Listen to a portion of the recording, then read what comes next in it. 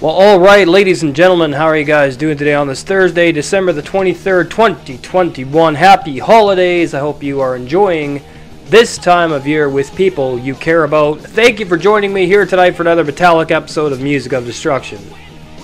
Bringing you guys the very best in metal-related content right here on YouTube on the only metal channel you need. If you missed anything in the past week, click the eye in the upper right corner of the screen and get caught up on all of my latest videos. I would certainly appreciate it. If you want me to review anything, make suggestions in the comments section below. Slam, deathcore, metalcore, and modern tech death can fuck off. If you love the genres, great. I do not. Remember, subscribe and turn on that bell so you don't miss anything. You're looking at one of the hardest working channels on the platform in the niche of metal.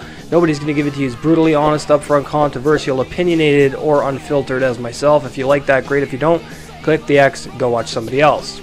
Welcome to Top 15 Thursdays here on the channel once again, and tonight I'm excited for another special episode that I'm sure many of you will love, and I'll be doing similar videos in the future, obviously.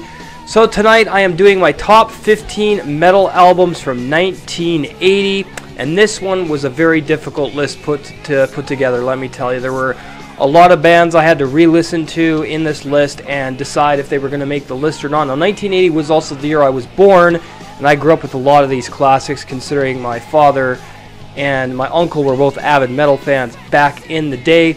And yes, folks, this one's going to be fucking awesome. Now, keep in mind that all of the bands on this list were all part of the new wave of British heavy metal and also helped to shape many genres of metal that would come later, including thrash, black, and doom metal. Yes, folks, this one is going to be classic and epic.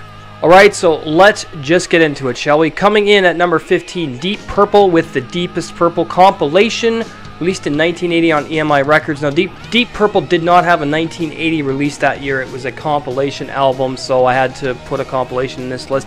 Now, this is a very decent album for Deep Purple. It's got some memorable tracks. A lot of it's just straight up hard rock with some epic guitar solos and things like that. Deep Purple's one of those bands that I do enjoy quite a bit, but I kind of grew past them. But this is still one of the most essential albums of 1980, and if you love classic heavy metal and hard rock, how the hell can you go wrong with Deep Purple's The Deepest Purple? Gets number 15. Coming in at number 14, Iron Maiden with their self-titled, released in 1980 on EMI Records. This is also the album to feature Paul Di'Anno instead of Bruce Dickinson, one of two of them actually.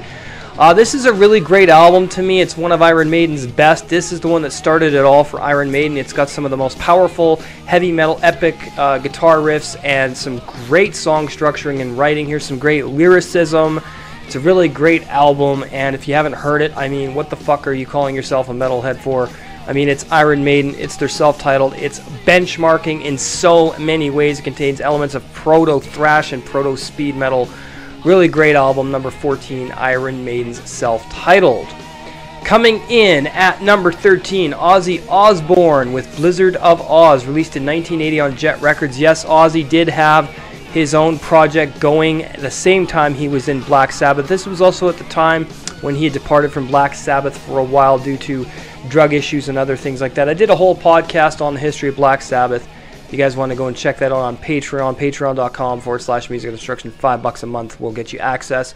This is a really good album. Ozzy Osbourne was at one of his most creative and diversified times during this record. It's got a lot of memorable tracks and great songwriting.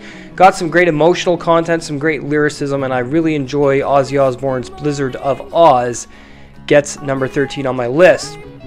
Coming in at number 12, Judas Priest with British Steel. I remember blasting this album a bunch when I was a kid growing up.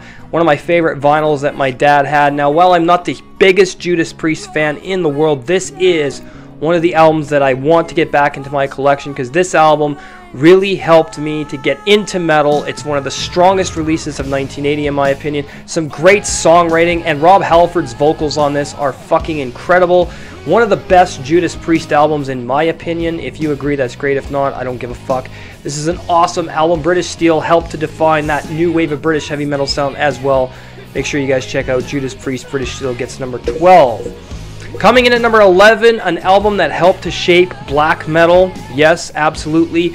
Angel Witch with their self-titled, released in 1980 on Bronze Records. This has elements of proto-thrash, a little bit of proto-black, and some proto-doom metal. This has a mixed bag of everything, and it's fucking Angel Witch. And the vocalist of this band, very unique, lots of melody, but he's also very sinister and dark in his vocal delivery. The album cover was also painted in 1884. It's an oil painting.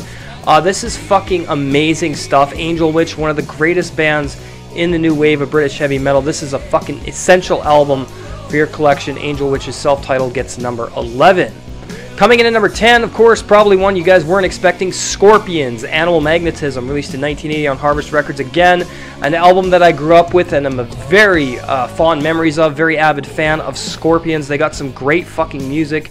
This is one of their heavier albums, but also a lot more of that hard rock influence comes through on here, but it's a combination of hard rock and metal. And Scorpions, one of the first bands to tour South America, especially Brazil, which really helped to influence Sepultura at the time. This is an awesome album. I remember jamming this constantly. I used to have the cassette when I was a kid, want to get it again. Scorpions Animal Magnetism is one of those monumental albums that belongs in any metalhead's collection from 1980. Fucking classic album. Scorpions Animal Magnetism gets number 10.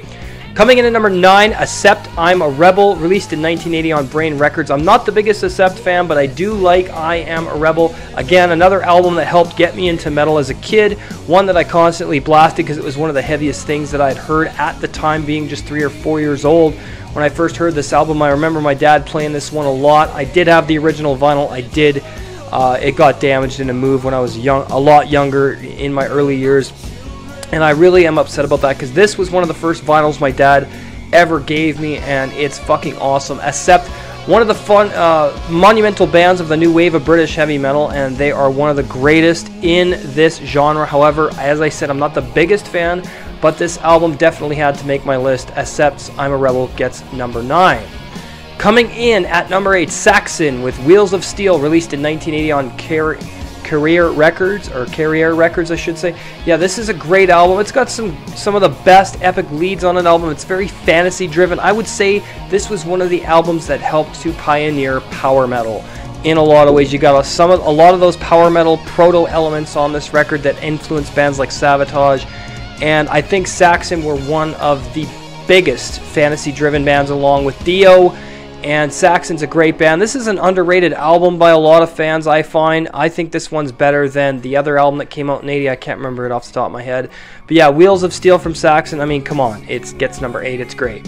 Coming in at number 7, Samson with Head On, released in 1980 on Gem Records. Now, this is Bruce Dickinson's other band. In case you didn't know, this is one of his debut performances, and he does really well on this album, and I instantly knew it was Bruce Dickinson.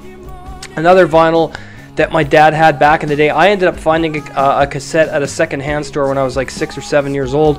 Blasted this one a lot growing up into my later teen years and stuff. And Samson's just such a great band. There's a lot of great epic guitar leads on it, some great songwriting, great lyricism. Very powerful album for 1980 and one of the heaviest things that was out at the time. I remember this album very fondly. Samson's Head On gets number 7. Coming in at number 6, Holocaust with Heavy Metal Mania, released in 1980 on Phoenix Records. This is an EP, their debut EP. They didn't have a full length at this time, but Holocaust, great fucking band. Metallica has covered some of their stuff. This is great new wave of British heavy metal with some classic epic guitar leads and solos, great drum work, bass, production, vocals, and lyricism. And I remember blasting this one a lot as a kid as well. My dad did have this on cassette, and again, I ended up losing this, unfortunately. I lost a lot of my older music when I moved around a lot, which really sucks because this is a great album. If you don't know who Holocaust are, well, make sure you check them out. This is awesome. Holocaust Heavy Metal Mania gets number 6. Coming in at number 5, a band that not a lot of people may have heard. This is Fist with Turn the Hell On, released in 1980 on MCA Records. This is a powerful, triumphant record full of power-driven riffing, very triumphant atmosphere and feeling and emotions. Great guitar work, songwriting, great production for 1980. Just a really powerful album. I've jammed this one a lot as a kid. My dad had the cassette of this one as well. Great band that not a lot of people talk about, and I figured that they would make this list because I think they're an important band in the new wave of British heavy metal and definitely one of the staples and essential bands of the genre. So Fists, Turn the Hell On gets number 5.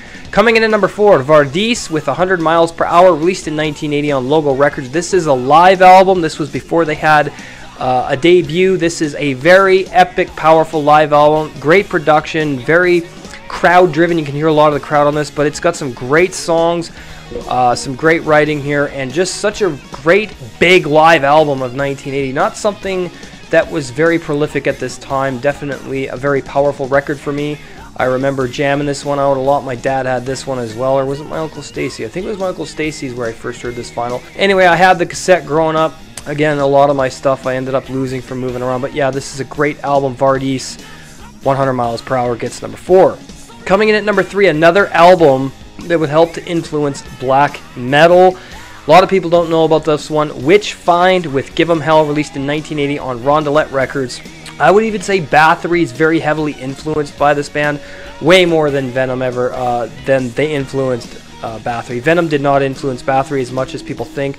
I would say more this band with Witch Finds Give 'Em Hell. This is a very dark, ominous, atmospheric album for 1980. Very evil sounding for 1980. Nothing that was being done at the time. With Witch Finds Give 'Em Hell, very unique, very atmospheric, very cold sounding, pretty raw production for 1980. Some really great vocals that have like a melodicism, but they're very eerie and chilling sounding at the same time. It's a fucking awesome album. Witch Finds Give 'Em Hell gets number 3 on my list. Coming in at number 2, an absolute classic, as I'm sure you guys know, Motorhead's Ace of Spades. All 3 members that were on this album have passed away tragically. Released in 1980 on Bronze Records, the album that helped to pioneer thrash metal along with their self-titled, with Overkill, I should say, and their self-titled. Motorhead's Ace of Spades is an absolute classic, a banger, one you guys all know and love. If you're a fan of metal, you know how important this album was to the creation of thrash metal and speed metal, and Lemmy Kilmister has said that, well, I don't really consider us a metal band, but this is proto-thrash, proto-speed metal, so fucking good. Very memorable album. I don't like it as much as Overkill, but it's still very high up on my list. You can check out, I did a Motorhead albums ranking. It's a great fucking album. Number 2, Motorhead's Ace of Spades. Coming in at number 1, Black Sabbath, Heaven and Hell, released in 1980 on Warner Brothers Records, featuring Ronnie James Dio on the vocals.